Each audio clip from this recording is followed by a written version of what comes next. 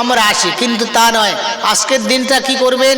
আজকের দিনটা আমার হক হিসাবে, আমি একজন দায়িত্ববান, আমার উপরে আল্লাহর ঘরের হক রয়েছে। সুতরাং কোনো কাজকে আগে পিছু করে আজকের কাজটা সমস্ত বাদ দিয়ে শুধুমাত্র আল্লাহর ঘর নির্মাণ করার জন্য, আল্লাহর ঘরের হক আদায় করার জন্য, আল্লাহর ঘর যাতে তরুতাজা থাকে, আল্লাহর ঘর যাতে পরিপূর্ণতা লাভ করে, তার জন্য আমাদের প্রত্যেকে ত্যাগ করতে হবে। আজকের তারা কি করছে? আজ প্যালেস্টাইনে তারাই আল্লাহর ঘরকে বাঁচাবার জন্য রক্ত ঝরাচ্ছে। আল্লাহর ঘরকে বাঁচাবার জন্য ঘর, বিল্ডিং, বালাখানা সব ধূলিসাৎ করে দিয়েছে অন্য সম্প্রদায়, কিন্তু তবুও তারা পিছপা হয়নি। আল্লাহর ঘর রক্ষা করার জন্য তারা মেহনত মুজাহিদা বহু পরিশ্রম করছে এবং এখনো পর্যন্ত তারাও লেগে রয়েছে।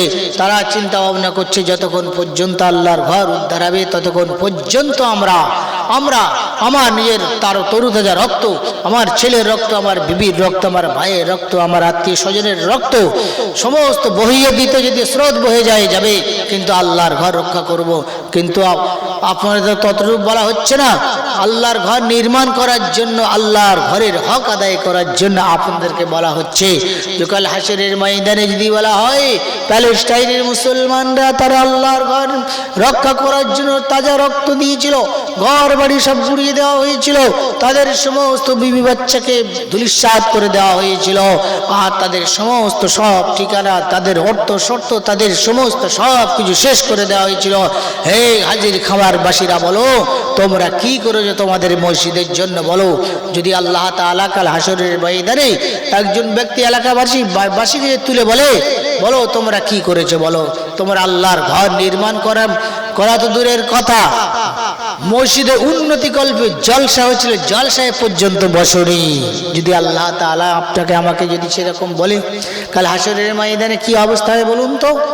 সেই জন্য যারা এখনো পর্যন্ত বিভিন্ন স্থানে বিভিন্ন জায়গায় সময় অতিবাহিত করছে, সময় অতিবাহিত না করে কাল কিয়ামতে আল্লাহ তাআলার দরবারে হিসাব দেওয়ার লক্ষ্যে, হিসাব আমাকে দিতে হবে, আজকে দিনের সময়টা যাতে অতিবাহিত নষ্ট না করি, বেকার না যায়, গুনার মধ্যে লিপ্ত না হয়ে বরং আল্লাহর ঘরের নির্মাণ করার জন্য যে প্রাথমিক জলসা, নূতন জলসা, এই প্রথম জলসা দেওয়া হচ্ছে। এই মসজিদের আগে কোনোদিন জলসা দেওয়া হয়নি। সুতরাং আপনারা যে যেখানে থাকবেন, যেভাবে থাকবেন, আপনাদের কাজকে বিরতি রেখে আপনাদের কাজগুলোকে সেরে আপনারা এই মহতী জলসায় চলে আসবেন ইনশাআল্লাহ। আপনাদের যে বিজ্ঞাপিত আমন্ত্রিত মেন বক্তা মৌলানা হযরত মৌলানা মুফতি আব্দুল মতিন সাহেব আপনাদের সামনে উঠবেন এবং যে তাকাজাগুলো করবে আমরা তাকাজাগুলো দেওয়ার চেষ্টা করব। এখনো পর্যন্ত বলছি, আপনারা যে যেখানে আছেন বিলম্ব না করে, দেরি না করে, বরং আপনারা আজকের দিনের জন্য সময়টাকে আল্লাহর জন্য কোরবানি করুন। আপনাদের জান কোরবানি করতে বলছি না, মার কোরবানি করতে বলছি না, বরং আজকের দিনের জন্য আপনারা এই রাত্রে আপনাদের মূল্যবান সময়টাকে কোরবানি করে আল্লাহর ঘরের জন্য, আল্লাহর ঘর নির্মাণ করার জন্য আপনারা চলে আসুন। একটু পরে ইনশাআল্লাহ আপনাদের আমন্ত্রিত বিজ্ঞাপিত বক্তা হযরত মাওলানা আব্দুল মতিন সাহেব, ইনি হচ্ছেন ফুলবাড়ির মানুষ। এনার আব্বা জানেরা, দাদা জানেরা বড় পীর সাহেব ইয়াদ আলী সাহেব ছিলেন এনার দাদা, কি পরদাদা হবে, যাই হোক তিনি বড় বুজুর্গ ছিলেন, বিরাট বড় খলিফা ছিলেন। এবং এনার শামসুদ্দোহার বাদরুদ্দোজা, এনারা দুই ভাই ছিলেন। ইয়াদ আলী সাহেবের দুই সুপুত্র খুব বড় পীরাউলিয়া, বড় বুজুর্গ ছিলেন, বড় কেরামতিও ছিলেন আর দুই ভাইয়ের। তার থেকে ওনার আব্বাজানের ইয়াদ আলী সাহেবের আবার বিরাট বড় কেরামতি ছিল, বিরাট বড় বুজুর্গ ছিল। তাদের সন্তান এনারা, তাদের ফ্যামিলি নিয়ে আমাদের কাছে এসছেন। এই জন্য মূল্যবান কথা রাখবেন, দামি কথা রাখবেন। এবং মসজিদের ব্যাপারে যদি আপনার আমার কাছে কোনো রকমের তাকাজা করে বা চাহিদা করে, আমরা স্বতঃস্ফূর্তভাবে মনপূর্ণ করব না, মনের স্পিডে আল্লাহর ঘর নির্মাণ করার জন্য, আল্লাহকে রাজি করার জন্য, আল্লাহর ঘরের সুপারিশ পাওয়ার জন্য, আল্লাহর নবী সুপারিশ পাওয়ার জন্য আমরা স্বতঃস্ফূর্তভাবে এবং খুব লাভদায়ক বলবো এবং এবং সেইটাকে পরিপূর্ণ করার চেষ্টা করব। এই জন্য আরও এখনও বলছি, যে সমস্ত ভাইয়েরা, যে সমস্ত বাবাজিরা এখনও পর্যন্ত বাড়ি থেকে বসে আছেন বেকার, এখনও পর্যন্ত আপনারা সময় পাচ্ছেন না, আসছেন না, আমি সবার কাছে করজোড় করব, অনুনয় বিনয় করব, হাত জোড় করব, কমপক্ষে এই নতুন মসজিদের নতুন জলসা, প্রথম বৎসরের জলসাকে সাফল্যমণ্ডিত করার জন্য, আল্লাহর ঘর নির্মাণ করার জন্য, আল্লাহর ঘরের খিদমত করার জন্য আপনার মূল্যবান সময় আজকের দিনটা আর বেশি দিতে বলছি না, কমপক্ষে আজকের দিনটা যদি আপনি আপনার মূল্যবান সময় দেন, হয়তো আল্লাহ পাক কাল হাসরের ময়দানে সমস্ত সময়কে বাদ দিয়ে এই আজকের জলসার ব্যাপারটাকে হয়তো আল্লাহ তাআলা আপনাকে মাগফিরাত করে দিতে পারেন, আপনাকে ক্ষমা করে দিতে পারেন। একটা ছোট্ট ঘটনা ইমাম শাফি রহমাতুল্লাহ আলাইহি শুনেছেন। ইমাম শাফি 4 ইমামের এক ইমাম, ইমাম শাফি রহমাতুল্লাহ আলাইহি উনি ইমাম ছিলেন, বিশাল বড় ইমাম শাফুল ইমাম শাফি রহমাতুল্লাহ আলাইহি উনি ইন্তেকাল করেছেন। ইন্তেকাল করার পরে একজন ছাত্র ওনাকে স্বপ্ন যোগে দেখছেন, হুজুর মা ফাআলাল্লাহু বিকা, আপনার সঙ্গে আল্লাহ কি রূপ ব্যবহার করেছেন। বলছে বাবা অনেক কিছু হাদিস, কোরআন, তাফসীর, অনেক ফিকহ, অনেক উসুলে ফিকহ, অনেক কিছু লিখেছিলাম, কিন্তু কোনো কিছু কাজে আসেনি। তো বলে হুজুর আপনি সারা জিন্দগি এত হাদিস লিখলেন, এত মশলা উম্মতের চলার জন্য বাতলালেন, এবং হাদিস মানে ফিকহ, তাফসীর, বিভিন্ন রকমের জিনিসগুলো আপনি লিখলেন, আর হাজার হাজার হাদিস লিখলেন, মশলা লাখ লাখ মশলা কোরআন হাদিস থেকে ইস্তেমবাদ করলেন উম্মতের চলার জন্য, উম্মতের সহযোগিতার জন্য, আর বলছেন কোনো কিছু কাজে আসেনি। বলছে বাবা আমি যা করেছি কোনো কিছু কাজেই আসেনি, সমস্ত বেকার, সমস্ত বেকার, কোনো আমার কাজে আসেনি। কিন্তু আমি এক জায়গায় একটা দরুদ লিখেছিলাম, আল্লাহুম্মা সাল্লি আলা মুহাম্মাদিন কুল্লামা যাকারু যাকিরুন ওয়া সাল্লি আলা মুহাম্মাদিন কুল্লামা গফলা আন যিকরিহিল গাফিলুন। বাবা এই দরুদের কারণে আল্লাহ আমাকে মুক্তি দান করেছেন, বলুন সুবহানাল্লাহ। এই দরুদের কারণে, ছোট্ট একটা দরুদ, চিন্তা করুন তাহলে আল্লাহ কোন কাকে কিভাবে আল্লাহ মুক্তি দেবেন বলা যায় না।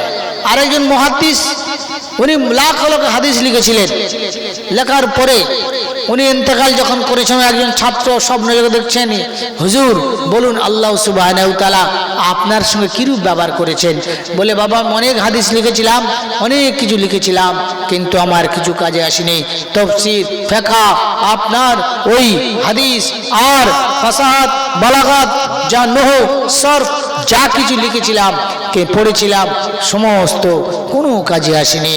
শুধুমাত্র একটাই কাজে এসেছে, যেখানে হাদিসের মধ্যেই আল্লাহর নবী মুহাম্মদ রাসূলুল্লাহ সাল্লাল্লাহু আলাইহি সাল্লামের নাম আসে, ছোট্ট ছোট্ট করে একটা সদ লিখে দিতাম, ছোট্ট করে একটা সদ লিখে, সদ মানে উদ্দেশ্য সাল্লাল্লাহু আলাইহি ওয়াসাল্লাম, কি সদ লিখতো, কি মুহাম্মদ সাল্লাল্লাহু আলাইহি সাল্লামের নাম যেখানে আসতো সেখানে আমি ছোট্ট একটু সূক্ষ্ম কলমে, সূক্ষ্ম একটা পেন দিয়ে, তখন তো কঞ্চির পেন ছিল বাবা, এই ফাউন্ডেশন পেন তখন হয়নি, ডট পেন আবিষ্কার হয়নি, কঞ্চির কলমে মুহাদ্দিসরা লিখতেন বড় বড় খাতা এবং কাগজে।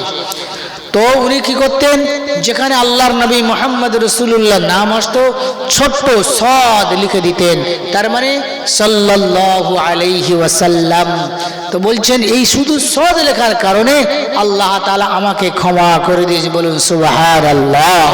তো আল্লাহর রহমত প্রত্যেকের বাহানা খুঁজে বেড়ায়, যে কোন মানুষটি কোন ছোট্ট কারণে, ছোট্ট একটা কারণে আল্লাহ তাকে ক্ষমা করে দিয়েছেন। তো আজকের আমরা এটাকে ছোট মনে করছি, বড় হয়তো মনে করি না, সময় দিচ্ছি না। ওই হাজির খামারের জলসা, এই কটা ছড়া বড়া লোক, কজন আসবে, কজন কে দিবে, চাঁদা কে দেবে, আর এই শীতের সময় কে বসবে, কোথায় কি হবে না হবে তাও জানি না, ছোট না মনে করা, বড় আল্লাহর কাজকে, আল্লাহর দ্বীনের কাজকে, মসজিদ মাদ্রাসার কাজকে বড় মনে করা। কারণ এখানে আল্লাহর রহমতের ফেরেশতারা লক্ষ লক্ষ কোটি কোটি ফেরেশতারা চতুর্দিনে বেষ্টন করে গেছে, যাতে আল্লাহ তাআলার তরফ থেকে এদের রহমত বর্ষিত হয় এবং এদের জন্য মাগফিরাতের দোয়া করতে থাকে। সেই জন্য বলছি আজকে যে মজলিস ছোট নয়, এটা বিরাট বড় মজলিস।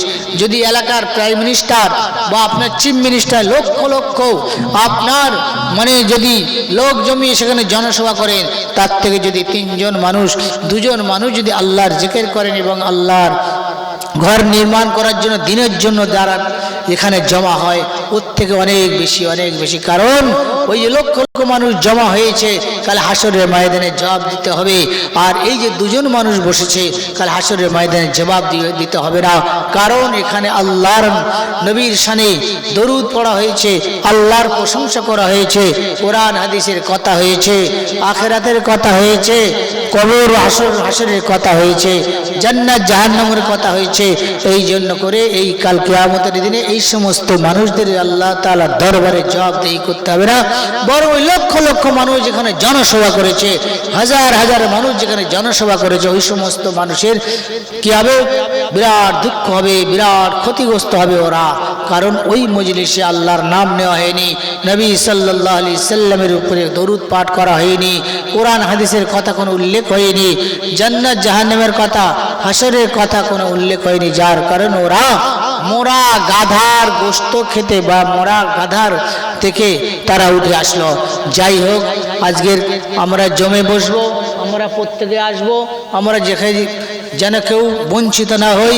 বিশেষ করে আজকের এই মজলিসে যে যেখানে আছি, যে স্থানে আছি, বিশেষ করে আমার জওয়ান যুবক ভাইরা ওই দোকানে মাকানে ঘুরছেন, ওই জায়গায় ফুচকা খাচ্ছেন, ওই জায়গায় আপনারা খেলনা কিনছেন বাচ্চাদের এনে, বা নিজের ঘনিষ্ঠ আত্মীয় শালি টালি আরও অনেকেই তাদের নিয়ে ঘুরছেন, তাদের কাছে আমি বলবো, বিশেষ করে আজকের দিনের জন্য আপনারা কিন্তু কি করবেন? ঘোরাঘুরি করবেন না, বরং এই মজলিসে এসে আল্লাহর রহমত কুড়িয়ে নিয়ে যাই, আল্লাহর রহমত মেখে যাই, আল্লাহর রহমতের আশা করি, আল্লাহর রহমতের আশা প্রাপ্ত যাতে হই, তার জন্য আমরা চিন্তা ভাবনা করব। এরপরে ইনশাআল্লাহ স্বনামধন্য মাওলানা আব্দুল মতিন সাহেব মাদ্দাজিল্লাহুল আলী ইনশাআল্লাহ আপনাদের সামনে খুব কোরআন হাদিসের মূল্যবান কথা বলবেন, দামি কথা বলবেন, এবং মানে কোরআন হাদিসের নির্যাস নিয়ে নিকড়ে আপনাদের গালে দিয়ে দেবেন। যদি আপনারা বুদ্ধিমান হন, যদি আপনারা চালাক চতুর হন, তাহলে ওই কোরআন হাদিসের নির্যাসটাকে নিজের জীবনে কাজে লেগে কোটি কোটি বছরের জীবন যাতে কাজে আসবে সেই চিন্তা ভাবনা করবেন, আশা রাখি ইনশাআল্লাহ। সেজন্য আপনারা যে যেখানে আছেন মাশাআল্লাহ আপনারা এখানে চলে আসুন, দেরি করবেন না, বিলম্ব করবেন না। যত আমরা এই মসজিদ থেকে দূরে থাকবো, তত আল্লাহর রহমত থেকে বঞ্চিত হব, তত আমরা ক্ষতিগ্রস্ত হব, তত আমাদের কি হবে? খারাপ হবে, তত আমরা পাপে জড়িয়ে যাব, জাহান্নামের আওতাভুক্ত হয়ে যাব। এই জন্য মাশাআল্লাহ হযরত এসে গিয়েছেন স্টেজে। এখন বলবো যে যেখানে বসে রয়েছেন, বাড়িতে বসে রয়েছেন, আপনারা আসুন, চলে আসুন ইনশাআল্লাহ। মহামূল্যবান কোরআন হাদিসের নির্যাস থেকে চুষে বার করে আপনাদের গালে মক্ষিকার মতো, পর্দার মধু চুষের মতো, মৌমাছির মতো আপনাদের গালে দিয়ে দেবেন। যদি আপনারা একটা বড়ি, একটা ট্যাবলেট ক্যাপসুল খেতে পারেন, একটাই কথা যদি আপনাদের জিন্দেগি আনতে পারেন, ইনশাআল্লাহ সারা জীবন ধন্য হয়ে যাবে। আর ইহকাল পরকাল, কবর থেকে নিয়ে শুরু করে জান্নাতে যা পর্যন্ত সমস্ত মাসাইল হল হয়ে যাবে ইনশাআল্লাহ। বসবো তো ইনশাআল্লাহ? আসুন মাশাআল্লাহ, আপনারা চলে আসুন। হুজুর এসে গেছে, দরুশে পড়ে নিয়ে হুজুর এসে গেছেন আপনার সামনে। আপনারা জমে বসুন। ওই মাঝখানে ফাঁকগুলো আছে, ফাঁক রাখবেন না, ওখানে শয়তান তো বসবে, আর শীতের সময় জাড়ও লাগবে। দুটো কাজ আপনারা করুন, শয়তান যাতে বসতে না পারে, যাতে গরম হয়। আপনারা আগে চলে আসুন, চলে আসুন, আসুন। আলহামদুলিল্লাহ, আল্লাহ শুকর, আলহামদুলিল্লাহ। আমাদের সামনে আমাদের আজকের এই জলসার প্রধান বক্তা তিনি আমাদের সামনে এসে গেছেন। এখনই কোরআন ও হাদিস দ্বারা বক্তব্য রাখবেন, কিন্তু দুঃখিত আমরা সবাই মিলিতভাবে আসছেগার এই জলসাকে কায়েম করেছি। অতএব আমি আমার পাড়াগত এবং গ্রাম্য সমস্ত ভাই ও বাপের কাছে করজ অনুরোধ করব, জলসা আমাদের, মসজিদ আমাদের, জলসা দিয়েছি আমরা। অতএব আমাদের এই মূল্যবান সময়কে আমরা ওই দোকানে, মোবাইলের পিছনে, এখানে সেখানে ব্যয় না করি। আমরা সবাই নিজ দায়িত্বে, কোনো ভলেন্টিয়ারের প্রয়োজন পড়বে না, কোনো স্বেচ্ছাসেবকের প্রয়োজন পড়বে না, কারণ আমরা মসজিদকে রক্ষা করতে জলসা দিয়েছি, মসজিদকে হেফাজত করতে আমরা জলসা দিয়েছি। হাসরের মাঠে যখন নমরুদ যখন আগুন জ্বালিয়েছিল, অনেক লম্বা চওড়া আগুন, অনেক লম্বা চওড়া ঘটনা। শুধু এতটুকু বলার উদ্দেশ্য, ব্যাংক সেদিন পানি খাচ্ছিল বেশি করে। জিজ্ঞাসা করা হলো, ব্যাংক কেন পানি খাচ্ছ? বলছে আমি বেশি করে পানি খেয়ে নমরুদের আগুনে পেশাব করো যাতে আগুনটা নিভে যায়।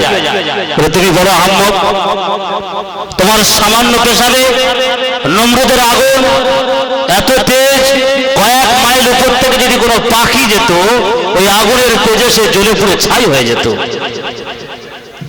ব্যাংক সেদিন উত্তর দিয়েছিল যেটা, সেটা আজকে আমার এই গ্রামবাসী ভাই ও বাপের মনে রাখা দরকার, মাঝে করে মনে রাখা দরকার। ব্যাংক সেদিন বলেছিল, এটাও আমি জানি, যে আমার প্রস্তাবে নমরুদের আগুন নিভবে না, এটা ঠিক, কিন্তু হাসরের মাঠে কোটি কোটি মানুষের সামনে যখন আমার রব পরওয়ারদিগারে আলম আমাকে জিজ্ঞাসা করবে, ব্যাংক পৃথিবীতে আমার একজন মনোনীত বান্দা ইব্রাহিম আলাইহিস সালাতু ওয়াস সালামকে নমরুদ তার আগুনে ফেলছিল, ব্যাংক তুমি কি করেছিল? এই জবাবের উত্তর, এর প্রশ্নের উত্তর আমার কাছে নেই। তাই আমি কমসে কম যতটুকু আমার দ্বারা সম্ভব আমি ততটুকু করেছি, হাসরের মাঠে আল্লাহর সামনে জবাব দেওয়ার জন্য। ওগো আল্লাহ, আমি পানি খেয়েছিলাম আর এই নিয়ত করে যে আমার পেশাবটা আমি নমরুদের আগুন নিভানোর জন্য ব্যয় করব, কমসে কম আমার বেড়াটা তো পার হয়ে যাবে। আর আজ আমরা মসজিদ হেফাজত করতে জলসা দিয়েছি, মসজিদকে রক্ষা করতে জলসা দিয়েছি। অতএব আমি আবাবর জনসাধারণের কাছে আরো একবার করজ অনুরোধ করব, আমাদের মূল্যবান সময়কে আমরা ব্যয় না করি, নষ্ট না করি, সবাই আমরা মিলিতভাবে এই মজমায় চলে আসি। এখনই আমাদের বক্তব্য রাখবেন আসছিগার এই জলসার সুনামধন্য এবং প্রধান বক্তা জনাব মাওলানা আব্দুল মাতিন সাহেব। মামুনদের উদ্দেশ্যে বলবো, আমরা রাস্তাঘাটে ঘোরাফেরা না করি, দোকানে না যাই, আপনাদের জন্য সুরক্ষিত রাস্তা, সুরক্ষিত জায়গা করা আছে, যেখানে আপনার পর্দার মাধ্যমে সমস্ত বক্তব্য দেখতে এবং শুনতে পাবেন। আমরা সেই জায়গাতে চলে যাই।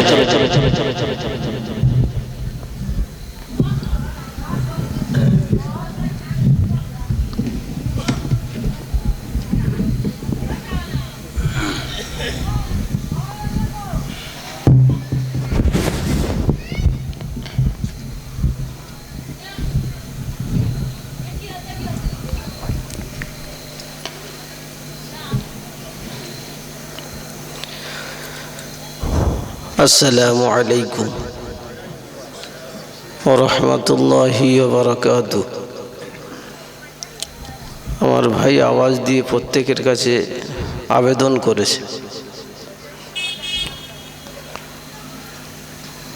মহল্লার সবে প্রথম জলসা নাকি, কি বলে? কোম্পানিতে প্রথম মাল বার হলে সেটা ভালো না খারাপ? কি বলে? ভালো। তো আমাদের প্রথম জলসা মানে প্রথম কোম্পানির মাল বার হচ্ছে, প্রথম দিয়েই ছেলেরা খালি মেয়ে খুঁজে বেড়াচ্ছে নাকি, না অন্য জায়গাতে এসছে? কি বলেন? আর খালি বলছে বাজারে যাবে না, চলে এসো। ভাই বলছিলেন তা বাজারটা দিয়েছে কেন? যদি বলি, কি বলেন, যদি বলি বাজারটা দিয়েছেন কেন, আর বসতে দিলেন কেন, আর এদের কেন এরকম ঠেলা দিচ্ছে? ও কটা তুলে দিলে তো আর কেউ যেত না। ওদের বসতে দেবে আর এদিকে বলবে চলে এসো। ও আসে, এমনি বাজ পড়েছে, ফের তার উপরে এরকম একটা সিন চলছে। রাস্তায় আসছে, মেয়েরা আমার ধাক্কা মারছে। শালা হুজুর মানে না, কি বলেন, আমার দেখি না ধাক্কা মারছে। আল্লাহ ওদের ভালো করুক নাকি না বদদোয়া করুক। ও মা, আরে ভাগাড় এত কাছাকাছি দেয় ওদের ঠেলায়, বুঝতে পারছেন তো? যত গল্প আজকেরই বলে নেবে, মানে কনটাকে গল্প, কি বলে? ও মা, তোমাদের বলছি মা, মহিলাদের উদ্দেশ্যে বলছি, মা বোনদের উদ্দেশ্যে বলছি, তোমাদের কথার আওয়াজ এপারে আসছে, পাথরের মতো নীরব থেকে কথা শোনো। ইহকাল ও পরকালের মঙ্গল হবে ইনশাআল্লাহ।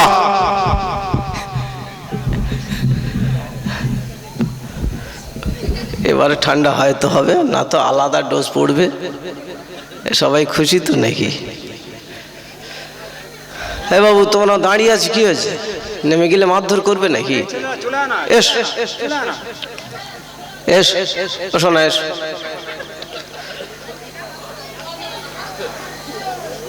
أعوذ بالله من الشيطان الرجيم। বাবু এই দুটো একটু বাড়িয়ে দাও, এই দুটো, এই দুটো। বিসমিল্লাহির রহমানির রহিম।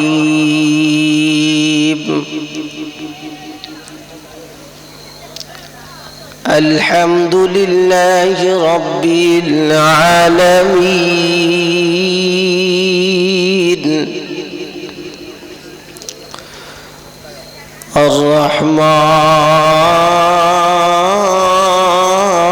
আর-রহমানির রহিম। মালিকি ইয়াউমিদ্দিন।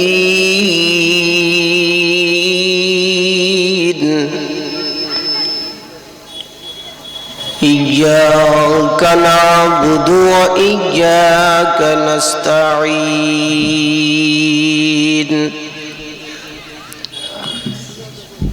اهدنا الصراط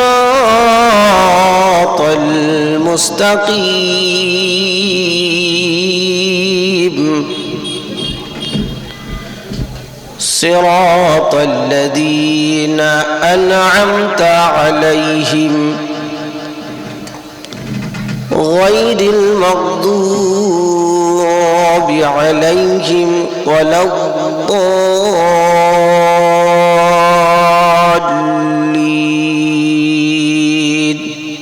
آمين صدق الله العظيم اللهم صل على من খুলে وعلى آل سيدنا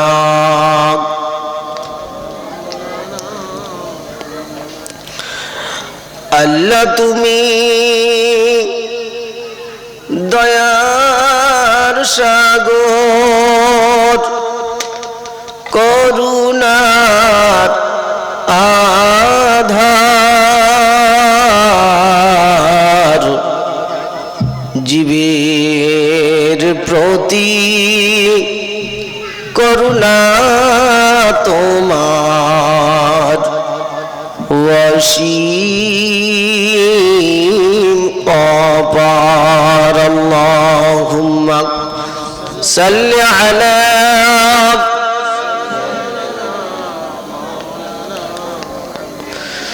ওয়ালা আলি সাইয়্যিদিনা সুসিরি কাউকে বানালে কাউকে শ্রুতি মধুর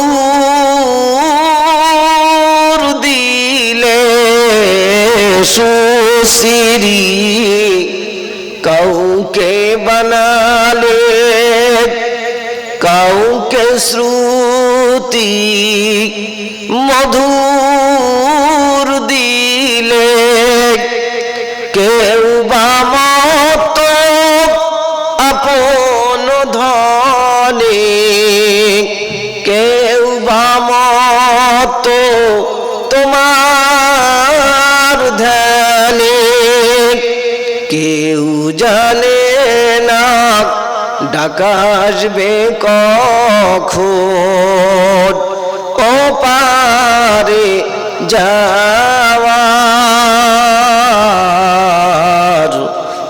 তুমি করুণার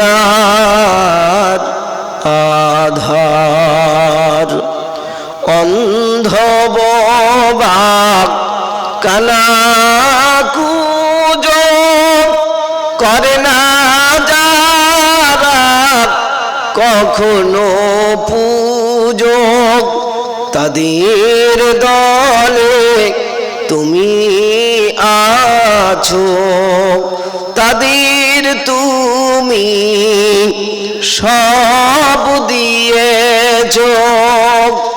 হ্যাঁ বাবজি, দিয়েছে না দেয় নাই? বাবু আর একটু কিছু তখন আগে দিলে সাউন্ডটা খুব ভালো হয়েছিল। হ্যাঁ, কড়কড়ে মতন হচ্ছে, একটু হালকা ভাসিয়ে দাও, গলার একটু জাম হয়ে আছে। বাবু দিয়েছে না দেয় নাই? ভেবেছি কোনোদিন? আমি আপনি এত সুন্দর বিল্ডিং বালাখানা তৈরি করলাম, বউ কথা শোনে না। শুনছে? তবে এলাকা শোনে। হ্যাঁ না না, রাত 12টার সময় এসে বলে সকিনার মা দুটো রুটি করে দাও দিন, ঠান্ডার সময়। বলে বাস পড়ে আটা ওখানে আছে, ছেনে খা, রুটি করে খা হিটারে। কিসে? হ্যাঁ, আমি আপনি এত সুন্দর বিল্ডিং বালাখানা তৈরি করলাম, বউ কথা শোনে না, আর কানার বউ কানার মুখে তুলে খাওয়ায়। হ্যাঁ না না, দেখেছেন? যদি দেখতে চান তাহলে প্ল্যাটফর্মে যেতে হবে। সারাদিন হাত ধরে ভিক্ষা করছে আর খাওয়ার সময় মুখে তুলে খাইয়ে দিচ্ছে। বউ ভালো কার? জোরে বল, জোরে বল। কানার বউ ভালো। আমি আপনি পকেটের টাকা দিয়ে টিকিট কেটে ট্রেনে বাসে সিট পাই নাই, আর বাসে প্রতিবন্ধী সিট থাকে না? থাকে না? থাকে। আর ওখানে যদি কেউ ভালো লোক গিয়ে বসে, ইনশাল্লাহ বসতে দেবে বলে মনে হয়? পিছন দিক দিয়ে কুঁজো ঠেলে উঠেছে, বসতে দেবে? কুঁজো উঠি পর চান্স পাচ্ছে, আমার টিকিট কাটা লোক বসতে হচ্ছে, নামে যেতে হচ্ছে। হ্যাঁ না না বলে? তাহলে কপাল ভালো কার? ও জাম হচ্ছে, লোক আস্তে আস্তে আসবে, বুঝতে পারছি। এটা ছিল কোথায় বলছি?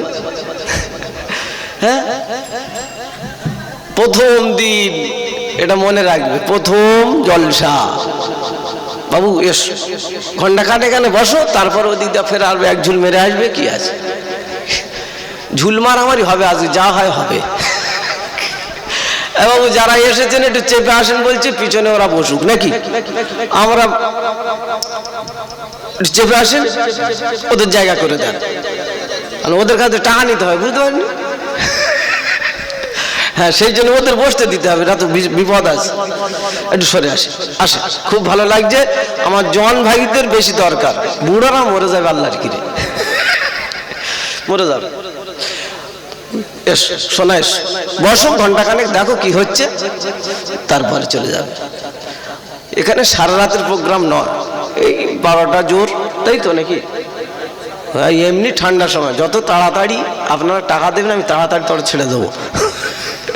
হ্যাঁ, মনে থাকবে তো, ওটা মনে রেখে। হ্যাঁ, এটা বাড়তি গলে চালাচ্ছি, আসল টার্গেটে পরে যাচ্ছি। যাই হোক, কি বলছিলাম ভুলে গেলাম। আমি আপনি এত, তাহলে বউ ভালো কানার, আর কপাল ভালো কুজোর। তাহলে আমাদের সব দুমড়ে দেওয়া দরকার আছে না? নাই? কি বলেন? অফার পাবো? কি বল, দুমড়ে দেওয়া দরকার। শোনাচ্ছে বন্ধুরা, আল্লাহওয়ালা ভাইরা, এই জন্যে আল্লাহ অফার দিচ্ছেন। অন্ধ বোবা কানা কুজো করে না যারা কখনো পুজো, তাদের দলে তুমি আছো, তাদের তুমি সব দিয়েছ। আমি পাপী বসে ভাবি এ রসুল তোমার, তুমি করুণার আধার। আল্লাহুম্মা সাল্লি আলা, জোর আওয়াজে মন খুলে বলে, وعلى آل سيدنا